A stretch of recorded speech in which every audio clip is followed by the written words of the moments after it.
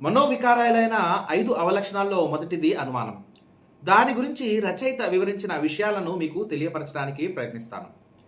Guessing లేదా ఊహించడం అన్నది ఒక గొప్ప సామర్థ్యం. అది ఒక అనుకూల లక్షణం. దీని ప్రతికూల లక్షణం అనుమానించటం. అయితే ఇందులో మనిషి 100% సఫలం కావడం ఎన్నటికీ సాధ్యం కాదు. అందుకే నిజ నిర్ధారణ అనే ప్రక్రియ ఉనికిలోకి వచ్చింది.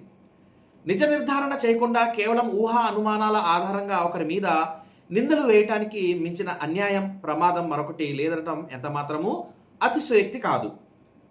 అందుకే ఒకరి పట్ల అనుమానానికి దూరంగా ఉండండి, ఎందుకంటే అధిక శాతం అనుమానాలు అసత్యాలే ఉంటాయి అని ఋషీశ్వరుడైన మొహమ్మద్ తాకీదు చేస్తున్నారు. ఆయన చెప్పిన మరికొన్ని హదీసులను మనం తెలుసుకోవడానికి ప్రయత్నిద్దాం.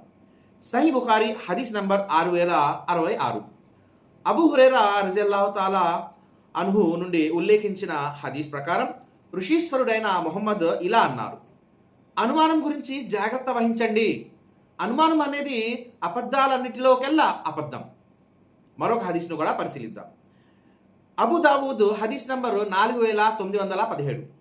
ఋషీశ్వరుడైన మొహమ్మద్ ఇలా అన్నారు: ఎవరైనా తన సోదరుడి గురించి అనుమానం పెట్టుకుంటే అతను అల్లాహ్ చేత క్షమించబడడు. అనుమానం గురించి ఖురాన్ గ్రంథంలో ఏమని ప్రస్తావించబడిందో కూడా మనం తెలుసుకుందాం. ఖురాన్ గ్రంథం 49వ అధ్యాయం 12వ వాక్యాన్ని పరిశీలించినట్లయితే అల్లాహ్ ఇలా అంటున్నాడు: ఓ విశ్వాసులారా, అతిగా అనుమానించడానికి దూరంగా ఉండండి. కొన్ని అనుమానాలు పాపాల క్రిందకి వస్తాయి సుమా అని హెచ్చరిస్తున్నాడు. అల్లాహ్ మరియు ప్రవక్త అనుమానించడాన్ని ఎంత తీవ్రంగా హెచ్చరిస్తున్నారో గమనించవచ్చు. కాబట్టి మనం ఈ అనుమానం అనే మనోవికారమైన దురలవాటుకు దూరంగా ఉండాలని, అలాంటి భాగ్యాన్ని మనందరికీ ప్రసాదించాలని పరమేశ్వరుడైన ఆ అల్లాహ్కు ప్రార్థిస్తున్నాను. మనోక్షేత్రాన్ని అపరిశుద్ధపరిచే 5 దురలవాటుల్లో మొదటి దాని గురించి ఇప్పుడు మనం తెలుసుకున్నాం. మిగతా వాటి గురించి వచ్చే వీడియోస్లో తెలుసుకుందాం.